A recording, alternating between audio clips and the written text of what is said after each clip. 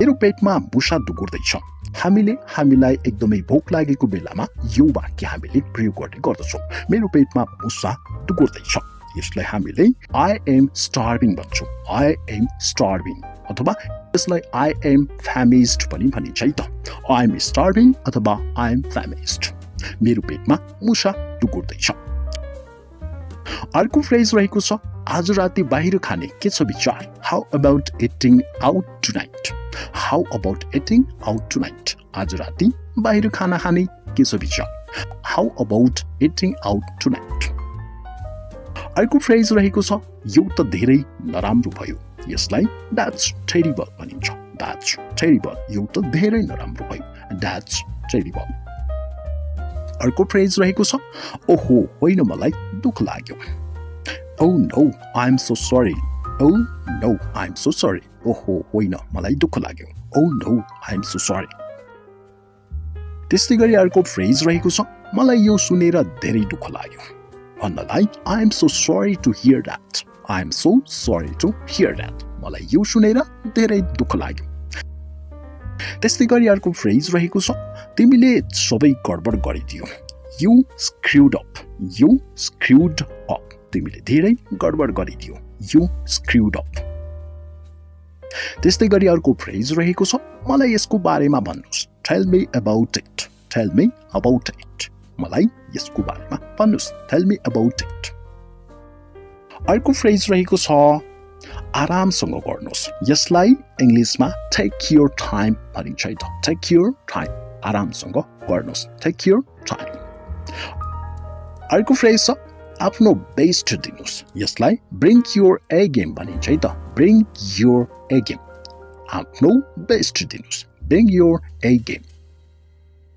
अर्को फ्रेज रहेको छ आराम गरिहाल्नुस् Take it easy. Take it easy. आराम गरिहाल्नुस् Take it easy. अर्को फ्रेज छ कुरालाई घुमाउन बन्द गर Stop beating around the bush. Stop beating around the bush. B-U-S-S bush. Stop beating around the bush. कुरालाई घुमाउन बन्द गर अर्को फ्रेज रहेको छ मौका नछोड्नुस् यसलाई Don't miss the boat भनिन्छ Don't miss the boat. B-O-A-T boat. Don't miss the boat. मौका नछोड्नुस् अर्को फ्रेज छ अब तिमीमा त्यो कुरा छैन You have lost your touch. पहिले भइरहेको कुरा अहिले नहुँदाखेरि यो वाक्यको प्रयोग गरिन्छ अब तिमीमा त्यो कुरा छैन You have lost your touch. त्यस्तै गरी अर्को फ्रेज छ हजुर भाग्यमानी हुनुहुन्छ यसलाई हामीले Lucky you. हजुर भाग्यमानी हुनुहुन्छ Lucky you. त्यस्तै गरी अर्को छ यो शानदार छ यसलाई That's lit भनिन्छ That's lit. L-I-T lit. That's lit. यो शानदार छ त्यसै गरी हामीसँग अर्को फ्रेज छ बस यही रोकिरहनुस् Sit tight. Sit tight. बस यही रोकिरहनुस् Sit tight. अर्को फ्रेज छ यसलाई बोलिदिनुस् भन्नलाई Get over it भनिन्छ है त Get over it. यसलाई बोलिदिनुस् Get over it. त्यस्तै गरी अर्को फ्रेज रहेको छ प्यारो छ भन्नलाई That's sweet भनिन्छ है त That's sweet. That's sweet. प्यारो छ That's sweet.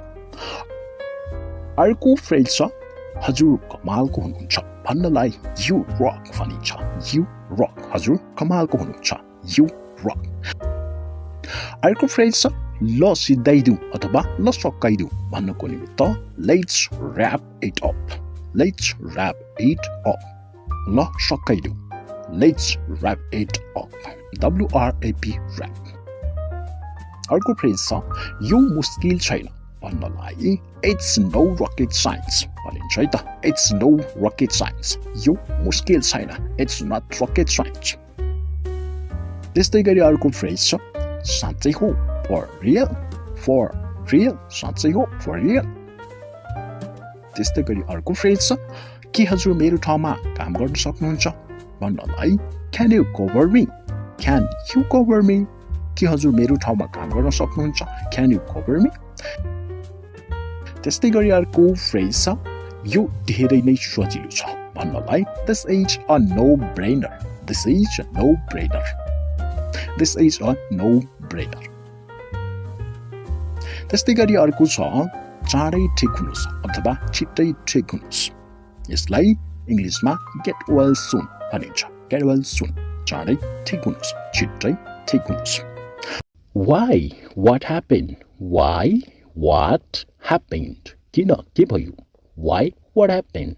Why? What happened? किन के भयो? Don't act like you know nothing. Don't act like you know nothing. केही थाहा नभए जस्तो नाटक नगर। Don't act like you know nothing.